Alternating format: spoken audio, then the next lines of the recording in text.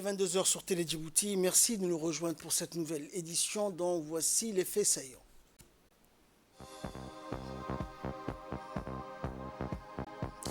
Retour au pays du président de la République après l'investiture de la cérémonie d'investiture du président congolais Félix Tshisekedi. Et sensibilisation sur les réformes pour renforcer l'intégrité financière, une rencontre organisée par le ministère du Budget. Et en Palestine, de nouvelles attaques de l'armée israélienne sur la ville de Khan Younes.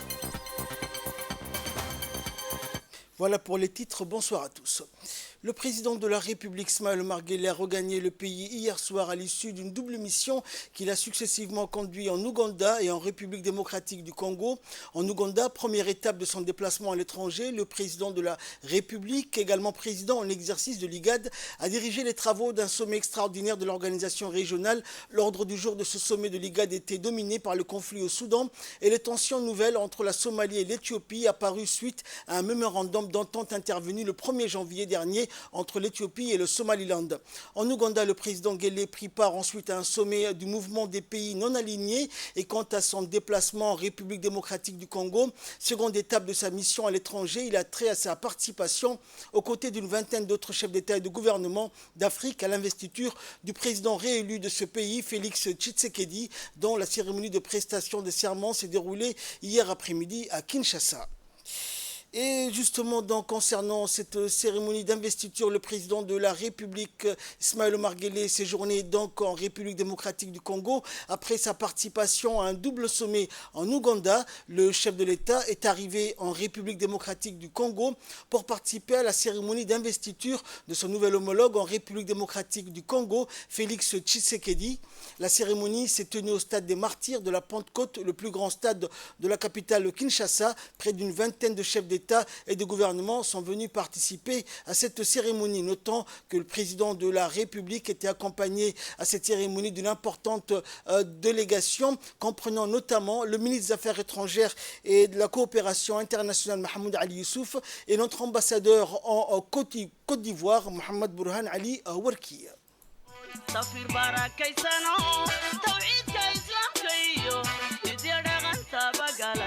حقيق وبوتير سنو وانا قبوت لحتك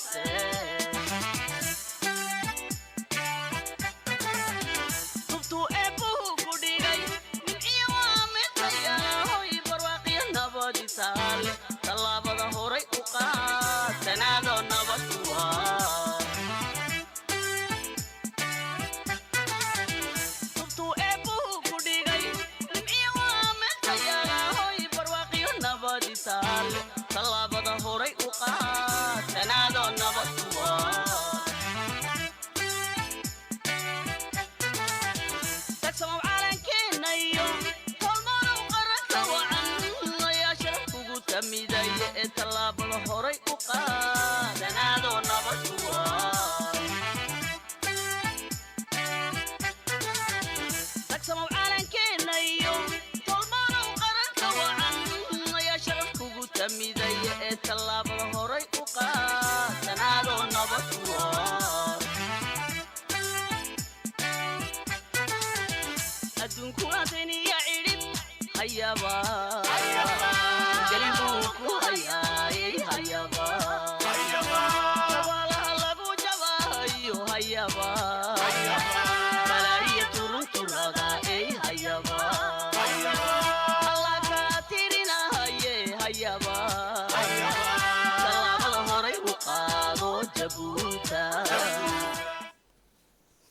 Et dans le dossier de cette édition, plongeons au cœur d'une série de reportages captivants dont le premier s'attarde sur l'époque cruciale de la Corne de l'Afrique entre les années 1990 et 2000, suivant le fil d'Ariane qui tisse la trame de cette décennie charnière, explorant la conjoncture régionale et ses répercussions profondes. C'est un voyage à travers le temps où les actions des hommes ont laissé une empreinte sur l'histoire de la région.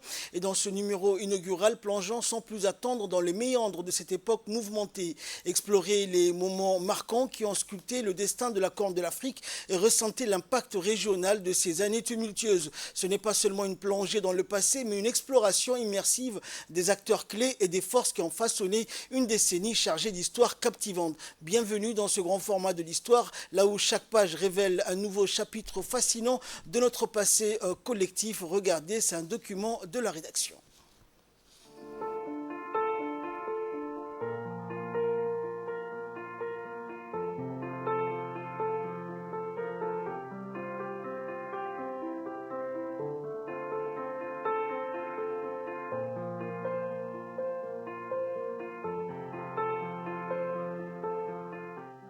Dans les pages tumultueuses de l'histoire de la Corne de l'Afrique, la décennie entre 90 et 2001 demeure une période marquée par des conflits dévastateurs, des changements politiques majeurs et des défis humanitaires poignants. Alors que les nations de la région étaient confrontées à des épreuves sans précédent, des lueurs d'espoir émergeraient, préfigurant un chemin vers la résilience et la reconstruction. Mais si on fait un état des lieux, à commencer par notre voisin qui est la Somalie, celle-ci a été plongée dans un chaos sans précédent, donnant naissance à une guerre civile dévastatrice en 1991.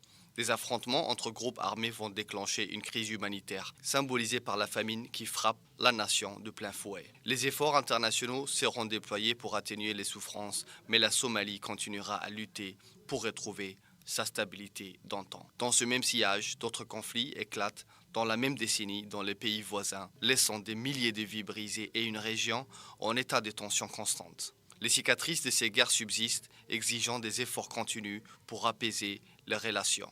La République de Djibouti, nation stable, saura faire face à des défis liés à sa géopolitique délicate. Les relations parfois tendues avec ses voisins ont maintenu une vigilance constante dans la région, soulignant l'importance d'une diplomatie et d'une gestion éclairée. Les conséquences humaines de ces conflits seront dévastateurs, avec des déplacements massifs des populations, des conditions de vie difficiles et des pertes tragiques. Sur le plan économique, les ressources seront détournées des projets de développement vers la résolution des conflits et l'aide humanitaire va retarder la croissance. La fin des années 90 a été témoin des changements politiques significatifs avec des transitions vers des gouvernements plus ouverts amorçant des changements économiques et sociaux. La Somalie a également vu des tentatives de formation de gouvernements de transition signalant des espoirs fragiles de stabilité. Malgré les tourments, des initiatives vont émerger pour reconstruire la région déchirée par la guerre. Des efforts diplomatiques seront entrepris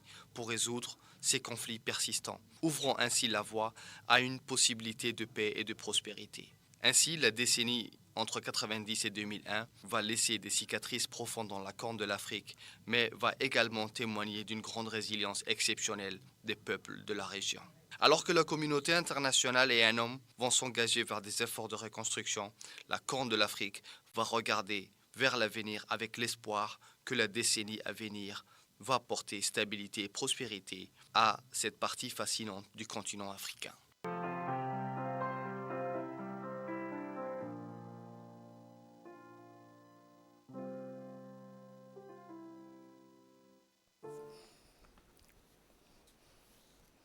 Dans l'actualité également, sur invitation de son homologue chinois, le président de l'Assemblée nationale d'Ileta, Mohamed Ileta, a conduit une importante délégation du Parlement national en Chine pour une visite officielle qui s'est tenue du 19 au 25 janvier auprès de l'Assemblée populaire nationale de Chine. Dans cette première phase de son déplacement, le président d'Ileta et sa délégation furent accueillis à l'aéroport de la ville de Guangzhou par Cai Li, membre de la commission des affaires financières et économiques de l'APN et membre du groupe d'amitié Chine-Djibouti. Ils furent également installés à Shenzhen, la métropole la plus importante de la province de Guangdong, pour effectuer une série de visites d'institutions importantes tant pour le développement provincial que pour le décollage économique fulgurant au niveau national.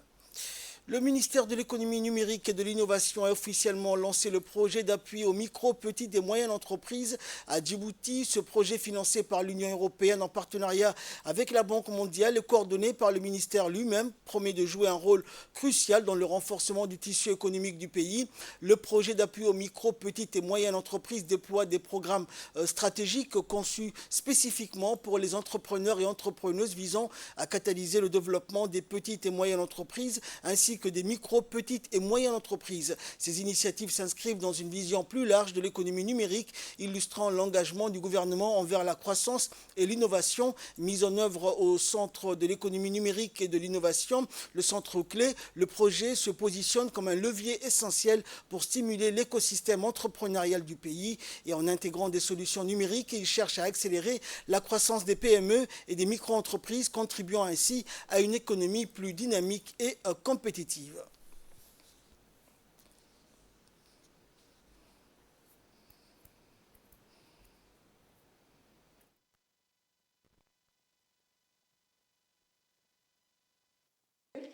Et les chemins parfois sinueux, ce projet vise également à améliorer l'accès des entrepreneurs et entrepreneuses aux services, au financement et aux chaînes de valeur compétitives.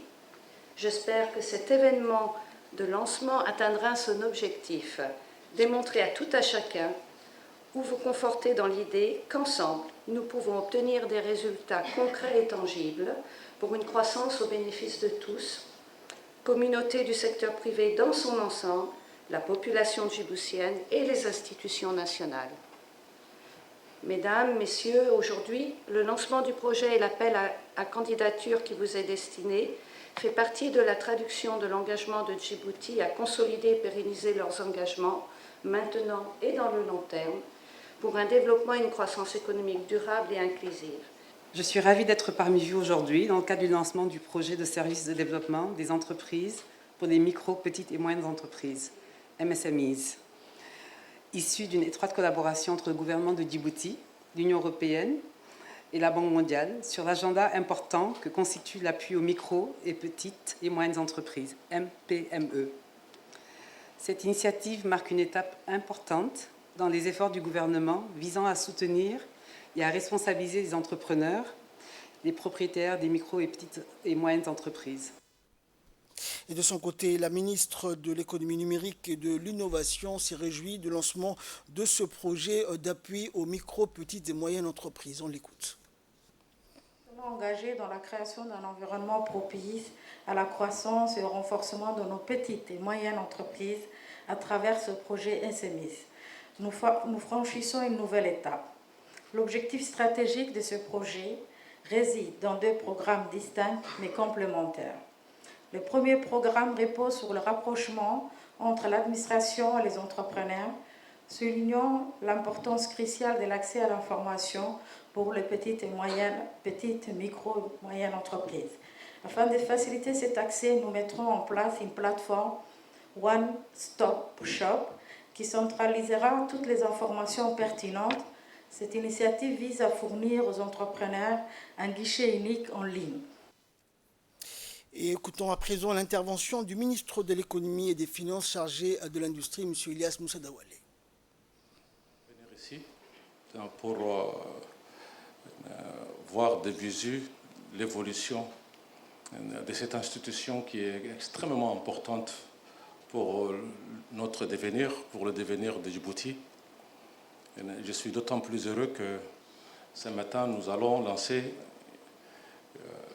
un programme, c'est vrai, qui a duré parce qu'il a changé de différentes configurations, mais on est fin prêt, consistant à booster le développement des micro, petites, très petites et petites entreprises en République de Djibouti. Moi, je vais rester un peu macro.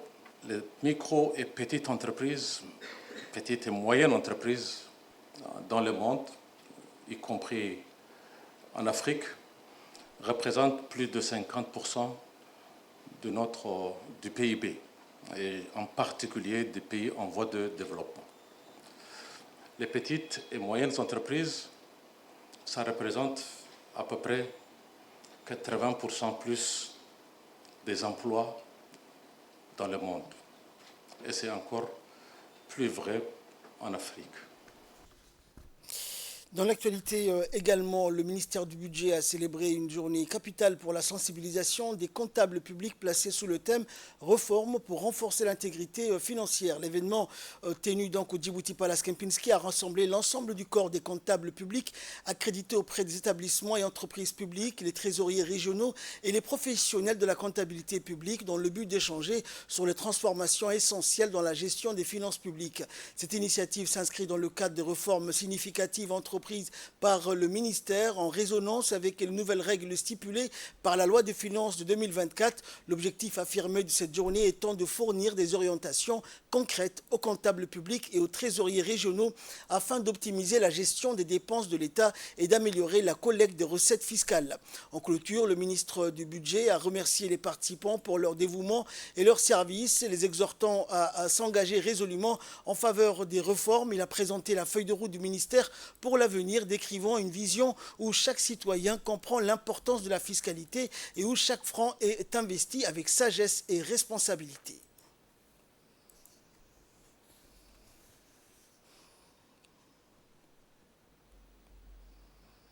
Et à vous aujourd'hui, je souhaite d'abord exprimer ma profonde gratitude au ministre du Budget pour avoir intégré notre profession dans les réformes actuelles qu'il compte engager.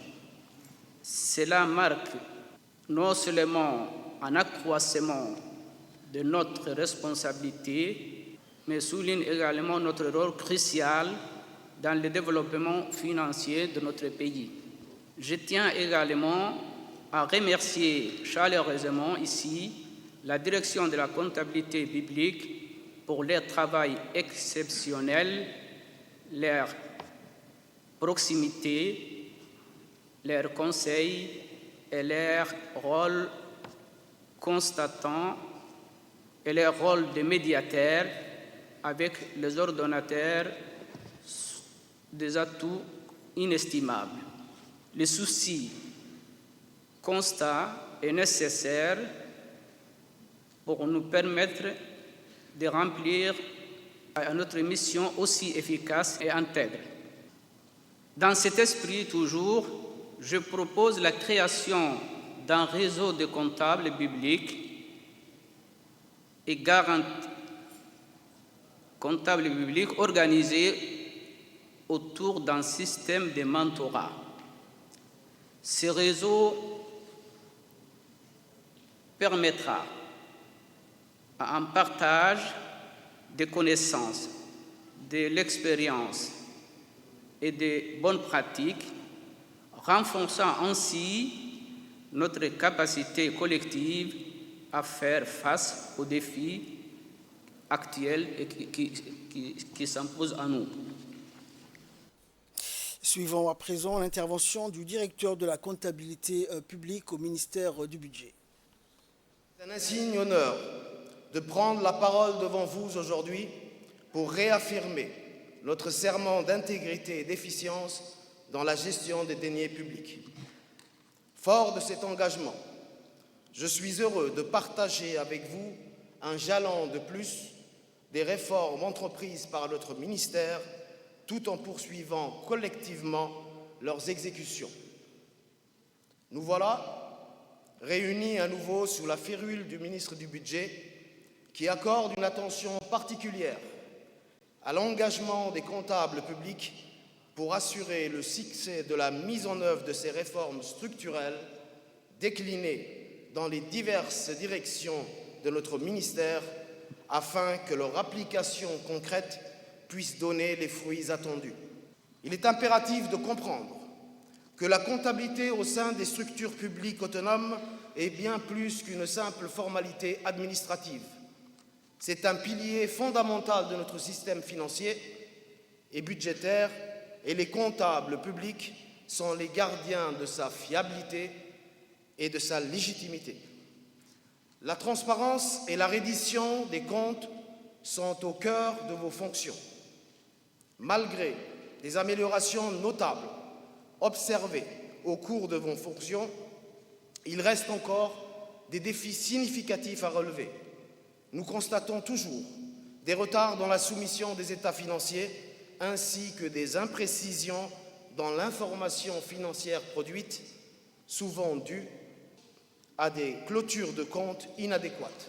Chaque action financière doit désormais être documentée et présentée clairement en conformité avec les normes établies. Sur le plan fiscal, les agents comptables veillent scrupuleusement à ce que nos entreprises publiques respectent leurs obligations fiscales. Sur le plan budgétaire, les agents comptables jouent un rôle clé dans l'optimisation de la confection budgétaire. Leur expertise est cruciale pour l'élaboration des budgets prévisionnels des établissements fournissant des données fiables et des recommandations techniquement solides. Monsieur le ministre, je saisis cette opportunité pour vous prendre à témoin et obtenir de votre part une réaffirmation de l'appui total de la hiérarchie quant aux frictions ou remises en cause de nos comptables publics dans la stricte application de ces instructions. Il est fort à parier que des résistants surgiront et nous devons anticiper toute hésitation ou fébrilité de nos comptables publics. C'est pour cela que l'expression de votre détermination à les appuyer et à les défendre est la bienvenue. Et enfin, clôturant la série des interventions, le ministre du Budget a rappelé l'importance de ces réformes. On écoute. Beaucoup de joie et de fierté que je rencontre aujourd'hui dans un lieu encore empreint de l'écho récent du lancement du budget de l'État 2024, les agents comptables et les trésoriers régionaux qui ont tenu, toutes et tous, à participer à ces journées d'échange et de concertation qui leur est dédiée et placée sous le thème « Réforme pour renforcer l'intégrité financière ». Cet événement majeur qui nous rassemble aujourd'hui est un moment important non seulement pour le ministère, mais aussi pour notre pays.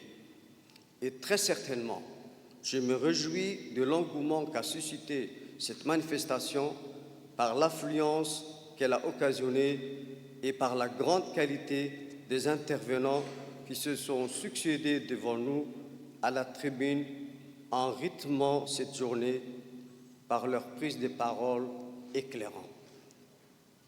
Sans aucun doute, ce moment est marquant et symbolise à la fois le changement et la poursuite de notre trajectoire collective. Et de même, notre engagement commun et sincère pour une gestion financière plus performante et transparente. Mesdames et Messieurs les comptables et trésoriers régionaux, vous êtes les gardiens de la santé financière de nos institutions. Vous incarnez l'intégrité, la transparence et la responsabilité dans la gestion des deniers publics. Vous êtes les architectes de l'efficacité budgétaire, les défenseurs de la fiscalité équitable et les ambassadeurs du civisme fiscal. Votre rôle est crucial pour la prospérité de notre pays. Il érige ses valeurs cardinales de participation, de redevabilité, de sincérité, de rigueur professionnelle en principes fondamentaux de l'action publique. Vraiment un devoir louable. Les réformes engagées incarnent une vision audacieuse pour l'avenir de notre pays. Elles constituent le socle solide sur lequel repose le développement endogène de notre pays, basé sur nos propres ressources garantissant le bien-être collectif de la population djiboutienne. Dès lors, j'encourage chacune et chacun d'entre vous de ne jamais fléchir face aux défis qui se présentent, de faire preuve de courage et de détermination dans l'exécution de vos devoirs, car vous avez la responsabilité de préserver l'intégrité comptable et financière. Je le répète, vous avez la responsabilité de préserver l'intégrité comptable et financière. Et à l'issue de cette cérémonie, notre équipe a recueilli pour nous les impressions des participants. entendu et compris le message du ministre du Budget sur l'intégrité financière dans la réforme budgétaire de l'année 2024. Il est donc important que son utilisation ou l'exécution budgétaire soit le plus transparent possible et crédible, et que les procédures de reddition de comptes soient fiables pour que les actions publiques ou les décisions du gouvernement soient comprises et perçues avec confiance par le citoyen djiboutien. Les établissements publics auprès desquels nous sommes affectés, tout à chacun des comptables, participent à la création de richesses et bénéficient parfois de subventions. Nous devons, en tant que comptables publics, redoubler d'efforts pour donner le meilleur de nous-mêmes. Nous saluons l'initiative de la direction de la comptabilité publique qui veille inlassablement au respect des textes en la matière et veille au bien-être professionnel des agents comptables. Et pour plus de précisions concernant ces réformes pour l'intégrité financière, suivant les détails fournis par le directeur de la comptabilité publique. Du ministre du Budget, son Excellence, M. Esman Ibrahim Robleh, la réunion d'aujourd'hui fait suite à un long processus qui dure depuis 2 ans et qui comprend un certain nombre de réformes stratégiques dont le but consiste à rationaliser les dépenses de l'État, mais également d'optimiser les recettes. Nous avons eu une première réunion la semaine dernière sur la présentation des grandes lignes du budget de l'État de 2024 sous l'égide du Premier ministre. Et cette réunion fait la suite logique à cette sensibilisation aux acteurs et comptables du secteur public et des collectivités régionales. À cette occasion, nous avons réuni l'ensemble du corps des comptables publics, à savoir les agents comptables et les trésoriers régionaux, afin de les imprégner des réformes en cours et des nouvelles dispositions dans le but de conjoindre les efforts et les objectifs. Dans ce contexte, le directeur général des impôts, M. Mohamed Moussa Robleh, et le directeur du budget, M. Othman Saddiq Ahmed, nous accompagnent afin de souligner l'importance et surtout la technicité de ces nouvelles mesures pour la mise en œuvre de ces réformes. Les nouvelles mesures fiscales et les subventions sont des éléments clés pour assurer une gestion financière adéquate et nous comptons sur l'expertise et l'engagement des comptables publics pour les mettre en place efficacement. La direction de la comptabilité publique, quant à elle, a profité de cette occasion pour communiquer les nouvelles dispositions de la loi de finances initiale 2024, mettant notamment en avant l'intégration des nouveaux outils numériques dans les procédures fiscales. Nous avons également souligné l'importance du rôle des agents comptables dans la recherche de moyens pour économiser et améliorer le recouvrement des recettes, tout en rappelant l'obligation cardinale qu'est la reddition des comptes. Vous savez, la compréhension des enjeux et des défis est pour nous une condition sine qua non pour mettre en œuvre ces mesures et renforcer ainsi nos efforts d'assainir des finances publiques. Nous sommes convaincus que nos comptables publics peuvent apporter une valeur ajoutée significative en explorant des pistes d'économie et de recouvrement souvent sous-exploitées. La direction de la comptabilité publique effectue un travail de longue haleine tout au long de ces années pour faire émerger une nouvelle génération de responsables des deniers ayant une forte culture d'exigence professionnelle et surtout consciente de son rôle de porte-étendard de nos politiques financières. Il n'est pas inconvenant de rappeler que la vision du président de la République ne saurait être pleinement réalisée sans cette culture d'abnégation qui exige de chacun d'entre nous de vivre le service public comme un véritable sacerdoce. Pour clore mes propos, cette journée est également une invitation qui est faite à l'ensemble du corps des comptables publics de sortir des sentiers battus et de réaliser une sorte de remontada dans la gestion de nos comptes publics. Cette métaphore empruntée du domaine du football capte tout l'état d'esprit de résilience et de renouveau que le ministre du Budget souhaite insuffler dans la gestion de nos finances publiques marquant ainsi une ère de responsabilité et d'efficacité. Le ministre de l'Éducation nationale et de la formation professionnelle, Moustapha Mohamed Mahmoud, a reçu dans son cabinet l'Association djiboutienne pour le développement des activités mathématiques périscolaires, plus connue sous le sigle d'Adammat, accompagné de Paul Bourreau, animateur de l'association Animat en charge de la sélection et de la préparation des élèves français aux compétitions internationales de mathématiques. La rencontre s'est déroulée en présence des hauts cadres du ministère de l'Éducation nationale et l'Association djiboutienne pour le développement des activités mathématiques périscolaires a organisé du 11 au 18 janvier dernier avec le soutien de Paul Bourreau le 3e stage de formation sur les mathématiques olympiques au profit des élèves des clubs Adammat, des lycées et des collèges de la capitale ainsi que ceux des régions de l'intérieur en vue de les préparer aux concours internationaux en mathématiques. Cette année, les élèves des clubs Adammat participeront pour la première fois à 2 concours internationaux en mathématiques olympiques et à 2 autres concours internationaux en programmation et cryptographie. L'association djiboutienne d'Adammat a pour but de favoriser le goût et la pratique des maths chez les jeunes et l'objectif pédagogique poursuivi consiste à développer l'esprit de recherche et l'autonomie des jeunes pour la pratique des mathématiques vivantes.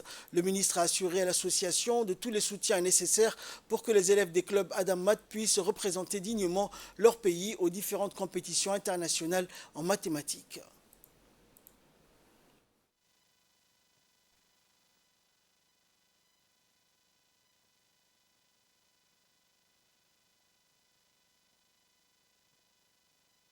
Que ce soit dans les régions, dans les capitales, rencontrer beaucoup d'élèves, que ce soit au collège ou bien au lycée.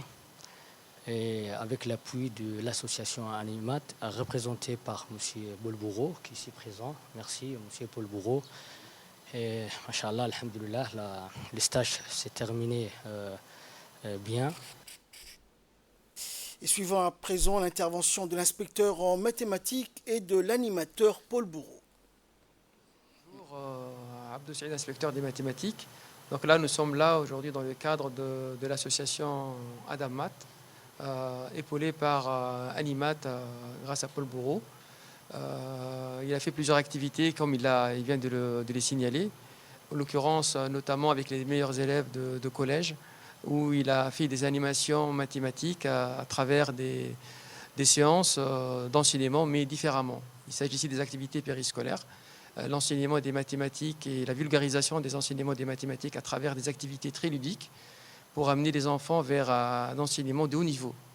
Juste pour vous dire qu'à travers ces pratiques, que ce soit au niveau lycée ou au collège, les élèves ont découvert des notions qui seraient vues notamment à l'université.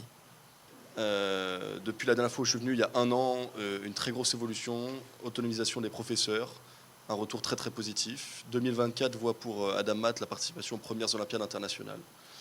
Donc de gros défis à relever, on a discuté avec les professeurs, on s'est déplacé en région, on a visité 2 lycées dans le pays de Djibouti, on est allé au lycée d'État de Djibouti, on a réuni les meilleurs élèves de la ville de Djibouti dans le même lycée. On s'est rendu dans la ville d'Ali Sébié, on a eu l'occasion de visiter le lycée, on a été très bien accueillis, on a pu proposer des séances de mathématiques aux élèves. On s'est rendu au collège de la Palmeraie où on a fait se réunir les meilleurs élèves des collèges de Djibouti, de la ville de Djibouti grâce à monsieur l'inspecteur. Et donc un retour très positif, un bilan très positif. Les professeurs sont de plus en plus motivés, l'association augmente et un retour positif. On continue le suivi et on suit les premières participations aux Olympiades pour Adammat. Après sa rencontre avec le ministre pakistanais du Commerce et le secrétaire d'État au sport, Hassan Mohamed Kamil a entrepris un voyage à Siaklot. Siaklot, ville d'un demi-million d'habitants située au nord-ouest du Pakistan, est surnommée la capitale mondiale du ballon en raison de son activité historique liée à l'industrie des articles de sport, produit 70% de ballons au monde. Là-bas, la délégation a exploré les rouages de la fabrication de ballons et d'autres accessoires de sport au sein d'une usine renommée, observant de près chaque étape du processus. Au cœur de cette immersion, la délégation a eu également l'opportunité d'évaluer la qualité des matériaux utilisés dans la production des ballons, soulignant ainsi l'importance accordée à l'excellence dans le domaine sportif. En explorant les synergies entre les 2 pays, cette visite offre des perspectives prometteuses pour des partenariats futurs dans le domaine du sport, tout en renforçant les échanges commerciaux bilatéraux.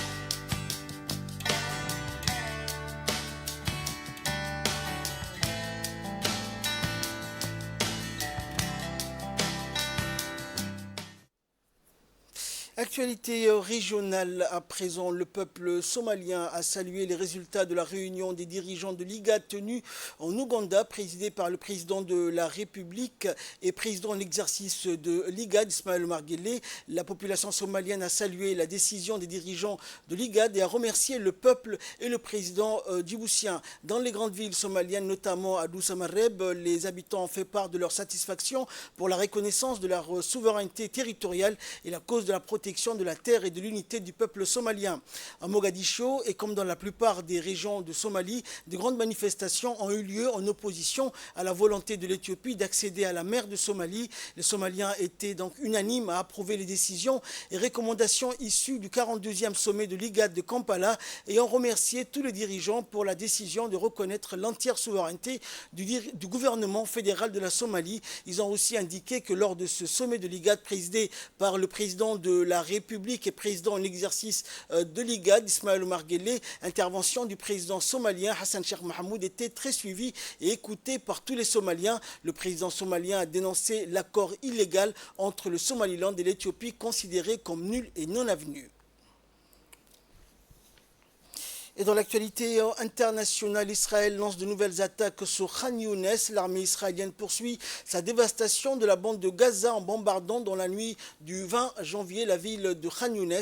Le Croissant Rouge palestinien a accusé Israël d'avoir ouvert le feu sur un hôpital de la région, blessant des personnes déplacées que s'y abritaient. Le ministère de la Santé a annoncé aujourd'hui un bilan de 25 105 personnes tuées, en majorité des femmes, des adolescents et des enfants dans la bande de Gaza. Aujourd'hui, l'armée israélienne a annoncé qu'un des soldats avait été tué et 3 autres, dont un officier, blessé lors de combats dans le sud de la bande de Gaza, sans révéler d'autres détails sur les combats qui ont entraîné la mort du soldat et des blessés. Ainsi, le nombre de morts de l'armée d'occupation depuis le début de la guerre le 7 octobre dernier a atteint 531, dont 195 morts depuis le début de l'incursion terrestre dans la bande de Gaza le 27 du même mois.